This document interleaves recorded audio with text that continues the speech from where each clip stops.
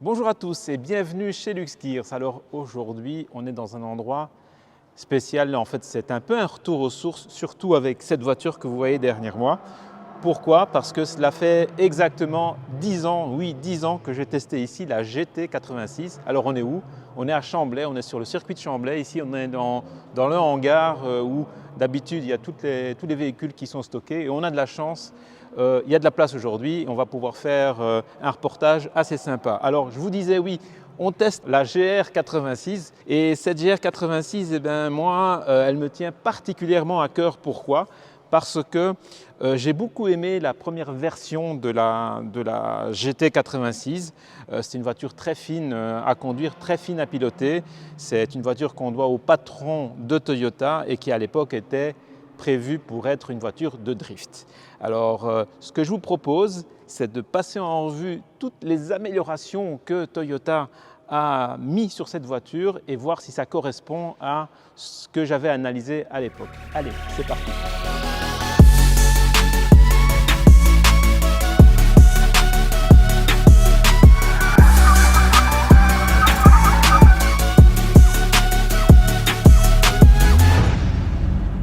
Alors commençons par l'esthétique et la ligne. Au niveau gabarit, elle n'a pas changé beaucoup, elle a encore plus ou moins le même empattement. D'après ce que j'ai lu, elle a 5 mm d'empattement plus long, elle est 10 mm plus basse et le centre de gravité apparemment est un peu plus bas et un peu plus en arrière. Mais au niveau du look, elle s'est un petit peu adoucie. Je dois dire qu'elle a peut-être un petit peu moins de, on va dire, de côté masculin qu'avant parce que maintenant on a beaucoup plus de courbes. Alors qu'auparavant on avait plus d'arêtes. Et je dirais qu'au niveau du look, je suis un petit peu partagé. Bon, je dois dire aussi que je n'étais pas extrêmement fan du modèle précédent, mais voilà, c'est un coupé sportif, 2+2, elle a une petite gueule sympa, mais on va dire que ce n'est pas forcément pour ça qu'on va l'acheter, on va l'acheter principalement pour ses qualités dynamiques. Sinon, on va commenter un petit peu quand même l'esthétique de la voiture. Elle a une petite queue de canard derrière qui est assez sympa, qui peut être rehaussée par un spoiler plus important qui est optionnel. Au niveau aérodynamique, on voit qu'ici sur le côté, on a des extracteurs d'air derrière les roues avant qui permettent en fait d'évacuer l'air qui est à la fois dans le passager roue et dans le compartiment moteur. Les jantes, c'est assez intéressant à signaler ici. Ici, on a affaire à la version sport. Il y a une version normale et une version sport. On a les jantes 18 pouces qui ont le même look que celles de la Yaris GR. Regardez bien. Par contre, on ne voit pas marqué dessus forgé. Donc, à mon avis, elles ne sont pas forgées. À la face avant, on a une face avant qui est un petit peu plus douce. Elle est moins agressive, j'estime, moi, qu'elle est moins agressive. Mais en même temps, elle fait un peu plus grosse voiture qu'avant. Donc, voilà, au niveau du look, c'est toujours un coupé sportif, compact et qui a un petit look sympa, mais qui, d'après moi, n'est pas assez macho. Voilà. Alors le point le plus important dans cette nouvelle GR86, c'est quoi? C'est le moteur. C'est ça qui a changé en priorité par rapport au modèle précédent. Alors beaucoup voulaient avoir un moteur turbo ou à compresseur. Et moi, à l'époque, je me rappelle avoir dit non, je pense qu'il faut garder un moteur atmosphérique pour la réponse pédale, vu que c'est une voiture qui est dédiée à faire du drift, à avoir du car control, et il n'y a rien de mieux qu'un moteur atmosphérique. Donc, résultat des courses, qu'est-ce qu'il faut faire? Il faut augmenter un petit peu la cylindrée. Et c'est ce qu'ils ont fait. Moi, j'avais dit pourquoi s'ils ne prennent pas le moteur 2,5 litres Subaru à l'époque. En fait, ils ont réalisé ce moteur, ils ont mis des pistons un peu plus gros et ils sont arrivés à presque 2,4 litres, avec en résultat une trentaine de chevaux de plus, donc on a 234 chevaux à 7000 tours et surtout on a maintenant 250 newtons par rapport aux 205 qu'il y avait avant, mais qui est disponible, ces 250 newtons sont disponibles à partir de 3700 tours alors qu'avant on était à plus de 6000 tours. Et ça, c'est la toute grosse différence par rapport à la GT86, c'est qu'on a un moteur qui a une réponse instantanée et qui n'a pas ce fameux trou qu'on avait à l'époque entre, si je me rappelle bien, 4000 et 6000 tours. On avait vraiment un trou, maintenant il est bien rempli. Et franchement, quand je roule, j'ai l'impression d'avoir beaucoup plus que les 250 newtons. Donc ça, c'est un très bon point. Sinon, rien de spécial au niveau du moteur, c'est toujours le flat four, bien positionné, bien bas. La boîte de vitesse dans le prolongement, donc vous voyez, Il n'est pas comme les moteurs classiques de on va dire les moteurs en ligne, il n'est pas derrière le train avant. Pourquoi? Parce que le système boîte de vitesse moteur, il fait en sorte qu'il doit être un petit peu plus avancé. On a toujours les barres anti-rapprochement qui sont bien là. Et puisqu'on en est occupé à parler de technique, eh bien, au niveau du châssis, Toyota nous indique que la rigidité torsionnelle du châssis a été améliorée de près de 50%. Donc 50%, c'est énorme. Et ça apporte quoi? Ça apporte une précision de conduite qui est bien meilleure qu'avant. Et ça, c'est vraiment quelque chose qu'on va vérifier au volant. Alors à l'intérieur, on a toujours le concept 2+2 et c'est vraiment, je dirais peut-être même 2+2 petits 2 parce que j'ai essayé de m'asseoir et à l'arrière et on est beaucoup plus étriqué qu'avant, notamment au niveau des pieds. On n'arrive pratiquement pas à passer les pieds sous le siège. Il faut considérer ça comme des sièges de secours pour des adultes ou alors juste des places pour des petits-enfants. Sinon, les places qui nous intéressent, ce sont les places avant. On a des sièges baquets qui sont toujours aussi, on va dire, adhérents, aussi enveloppants qu'avant. Et franchement, moi, j'ai beaucoup aimé ces sièges-là. C'était vraiment une grosse surprise parce que j'ai vraiment l'impression que le siège a été moulé sur mon dos. Pour comparaison, j'ai une Yaris GR qui apparemment a des sièges similaires, mais j'estime être beaucoup mieux assis ici au niveau du maintien du dos. La mousse a l'air un peu plus ferme, ce qui donne l'impression d'avoir un peu plus de contrôle. Et puis le gros avantage de la GR86, c'est la position de conduite bien basse. L'espace par rapport au volant et au dossier, il est parfait. On a des amplitudes de réglage parfaites. Et puis on a cette boîte de vitesse avec le levier qui tombe vraiment ici à côté. Au niveau de la planche de bord, j'aime beaucoup parce qu'on a une planche de bord bien horizontale qui dégage la vue vers l'avant. Et d'ailleurs, quand je suis passé de la GR86 à ma Yaris GR, j'ai eu l'impression de monter dans un monospace. On est vraiment bien installé dans cette voiture. Et alors un autre truc que j'aime bien, c'est les instruments. Bon, là j'ai démarré le moteur, mais c'est juste pour vous montrer les instruments, ils sont vraiment sympas. On peut passer en mode track et là on a carrément un tachymètre qui montre vraiment la plage d'utilisation moteur, c'est-à-dire entre 4 et 7. Vous voyez le régime ici, il est élargi pour avoir plus de lisibilité, donc ça c'est très bien. Sinon, ce sont des contrôles assez standards. On a un système multimédia qui fait le job. Bon, ce n'est pas du très haut de gamme, mais ça marche bien. On a le CarPlay, on a l'Android Auto qui fonctionne assez bien, mais qui demande d'être branché avec le câble USB. Le contrôle de la clim est assez sympa parce qu'il reste au niveau, on va dire, physique. C'est des contrôles physiques et donc pas besoin d'aller dans l'écran. Et on a les quelques boutons de base pour la clim, etc. Donc c'est une voiture simple avec encore un vrai frein à main. Donc essentiel pour pouvoir balancer la voiture un petit coup et la faire partir. Et je dirais que la force de cette voiture, c'est vraiment l'interface homme-machine. On a vraiment une voiture qui retourne aux sources. C'est une voiture analogique et c'est ça qui est vraiment sympa. Alors, vous allez me dire la qualité des matériaux. Oui, on n'est pas dans une BM, on n'est pas dans une Audi. On n'a pas non plus le même tarif. Il faut savoir que cette voiture-ci, on peut la toucher au Luxembourg dans le modèle de base dans les 33 500 €. Si je ne me trompe pas, et le modèle sport, on est à 35 800. Donc avoir des prestations de ce type, à ce prix-là, il faut qu'on fasse des économies au niveau des matériaux. Bon, c'est vrai qu'ici, c'est du plastique dur. Ils ont fait quelques efforts ici avec le dessus de porte en Alcantara, la petite casquette du tableau de bord en Alcantara, mais on a le volant cuir, on a le pommeau de vitesse cuir, et on va dire toutes les interfaces importantes. C'est un toucher agréable. Ici aussi, on a du cuir sur la portière où on va chercher la poignée pour fermer. Donc, je dirais, c'est honnête comme proposition.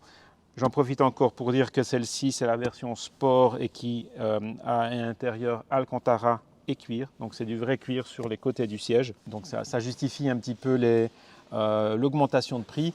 Et aussi donc, les jantes 18 pouces, comme je vous ai dit, parce que sur la version normale, ce sont des jantes 17 pouces. Voilà, je pense que j'ai vite fait le tour de la voiture. Alors mode de conduite, il n'y en a pas beaucoup. C'est normal ou track, à savoir que le track désactive l'ESP. Et ça, on va le vérifier bientôt sur circuit. Alors, un petit mot sur la face arrière qui, à mon goût, m'a l'air un peu sage. D'ailleurs, je pense que ça ressemble un peu plus à Subaru qu'à Toyota, oui, parce que comme vous savez, c'est un modèle commun entre Subaru et Toyota. Chez Subaru, elle s'appelle BRZ et chez Toyota, c'est la GR86. Un point qui est vraiment typique de cette voiture, ça a été les deux sorties d'échappement qui donnent une connotation sportive, mais qui, à mon sens, donne une impression d'avoir plus de puissance qu'elle n'a en réalité, parce que ce sont vraiment deux grosses sorties d'échappement qui ne font pas beaucoup de bruit. Mais bon, voilà, c'est un élément stylistique qui est sympa parce qu'au moins, on ne doit pas changer de ligne pour avoir un beau look. Maintenant, si on veut du bruit, effectivement, il faut changer et mettre autre chose de plus sonore. Alors, pour être complet, on va parler du coffre. Bon, ce n'est pas ce qui nous intéresse le plus dans une voiture de sport, vous êtes d'accord, mais bon, voilà. On a un coffre qui est, on va dire, acceptable hein, pour un coupé. C'est quand même pas mal, je crois, de mémoire, qui fait presque 300 litres. Mais ce qui est pas mal, c'est qu'on peut rabattre les sièges comme sur la précédente. Alors, je vais voir si je trouve la poignée. Et oui, voilà, vous me voyez, ici, on a la possibilité de mettre 4 roues et aller sur circuit avec. Donc, on met les slicks et on part sur circuit avec, ou même on met des pneus super usés pour aller faire du drift. Donc, c'est super de Toyota d'avoir pensé à ça. Alors, nous voilà partis sur quelques petits tours du circuit. On n'ira pas trop vite parce que, en tout cas, on ne fera pas de drift parce qu'on a des restrictions de bruit.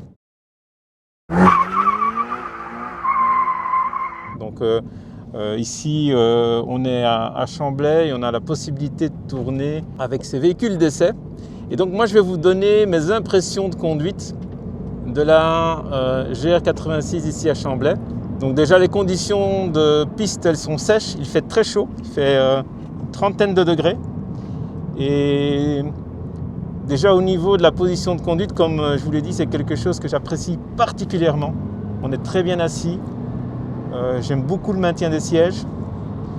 Et alors, on a cette vivacité du châssis et de la direction qui est vraiment excellente et qui apporte beaucoup de feeling.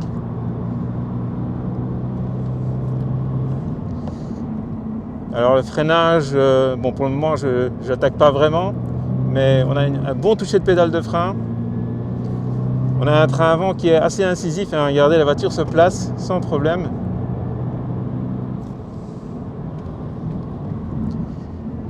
Le maniement de la boîte, il est vraiment très agréable, verrouille bien. Le pédalier est bien positionné. Ah, on entend le son du moteur, il est sympa. C'est quelque chose qui manquait à la GT86. Je me rappelle, elle avait une sonorité assez quelconque. Et ici, par contre, ils ont fait un effort. Bon, il faut être honnête. Signalons quand même que c'est une sonorité qui passe par les haut-parleurs. Mais bon, moi je trouve que ça sonne bien, même avec le casque. Donc ça, c'est sympa. On va tester les freins. Freinage à 100 mètres. Ah oui. Pas mal du tout. Alors un truc que j'ai remarqué, on n'a pas le coup de gaz au rétrogradage comme on peut l'avoir sur la Yaris GR. Alors je ne sais pas si je ne l'ai pas trouvé, s'il existe, mais d'après mes recherches, je ne l'ai pas trouvé. Alors vous voyez que le circuit de Chamblay est assez technique, hein. Ça tourne beaucoup et c'est un bon circuit d'apprentissage, je dirais. Il y a pas mal de virages en dévers qui demandent à bien placer le véhicule pour exploiter toute la motricité, avoir une belle trajectoire propre. Bon, évidemment, il y a quelques virages sympas pour faire du drift. Malheureusement, comme je vous ai dit, le drift, ça fait du bruit. Et là, aujourd'hui, on ne peut pas. Vous voyez, c'est une voiture qui est très saine, hein. Elle est facile, intuitive, agile, légère. Elle aime bien survirer. Donc ça, il faut en être conscient. Quand on débranche tout, là, c'est pas le cas, je ne vais pas tout débrancher, mais si je le fais, hein, je reste appuyé longtemps ici. D'abord, voilà. Alors automatiquement, quand je reste appuyé longtemps sur l'anti-patinage, il me débranche d'abord dans un premier temps le traction control et puis l'ESP et il bascule automatiquement sur l'affichage sport du tableau de bord, ce qui est assez sympa. J'aime assez bien l'affichage sport parce que il nous donne la plage d'utilisation du contour qui est optimisée, donc elle est agrandie, donc entre 4 et 7, 7,5. Alors franchement, moi j'aime beaucoup ce moteur, il marche vraiment bien. Et sur circuit, bon c'est vrai, c'est pas le gros coup de pied aux fesses comme je l'ai eu avec ma Yaris GR, la longe est moins importante, mais je dirais que la réactivité à la pédale et le dosage à la pédale au niveau couple moteur est bien plus fin, c'est vraiment très agréable. Bon évidemment,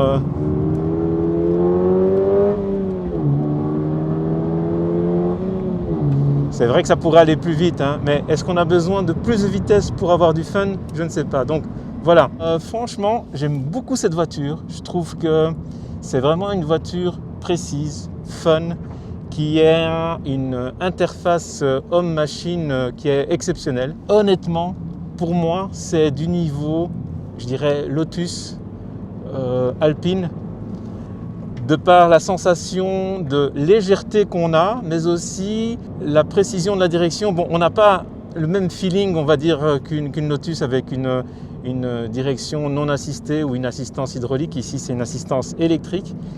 Mais franchement, cette voiture, elle a tous les ingrédients pour donner un maximum de sensations à son conducteur. C'est vraiment, je dirais, le driver's car, comme on dit. Et rien que pour ça, je trouve que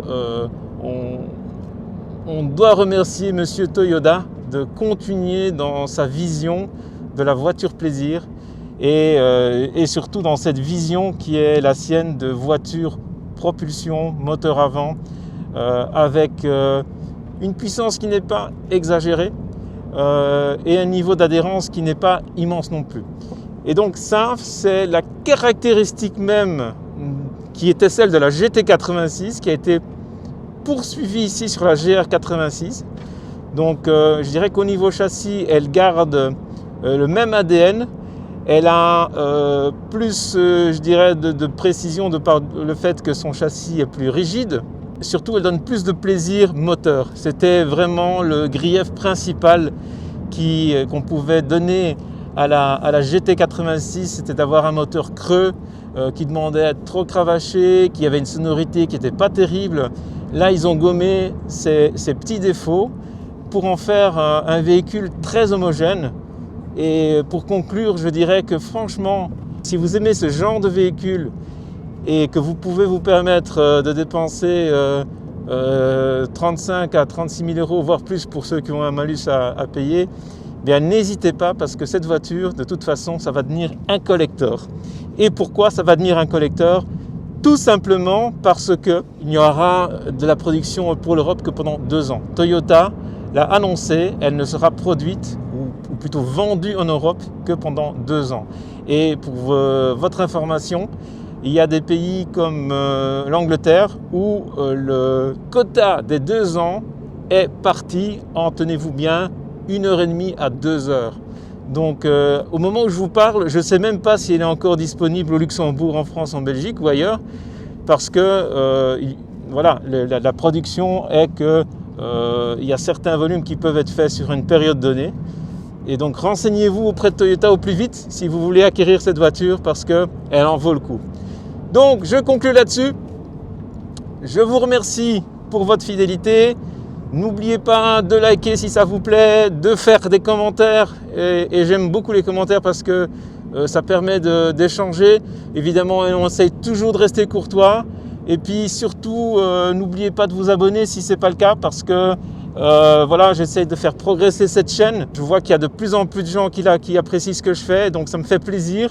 Et pour continuer à vous faire plaisir, eh bien, j'ai besoin d'abonnés pour pouvoir aller toquer à la porte des constructeurs pour qu'ils me prêtent ces fabuleuses voitures. Donc voilà, merci à tous et à bientôt. Ciao.